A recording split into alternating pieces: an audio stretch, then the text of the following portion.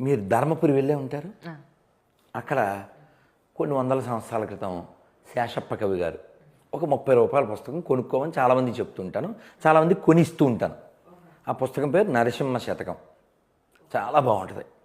తిరుపతిలో తిరుమలలో బేడాంజనేయ స్వామి వెనకాల మలయాళ స్వామి గ్రంథావళి అని బుక్ ఉంటుంది. ఆ బుక్ స్టాండ్ అలా 4 మెట్లు దిగ్గానే ఆడది ఖచ్చితంగా దొరుకుద్ది. అది వెళ్ళినప్పుడల్లా 4-5 కొని ఇస్తూ ఉంటాను.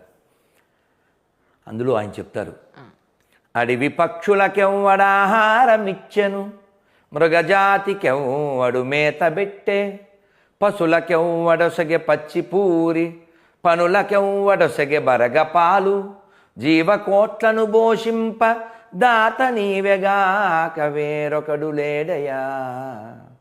భూషణ వికాస శ్రీ ధర్మపుర నివాస దుష్ట సంహార నరసింహ దురిత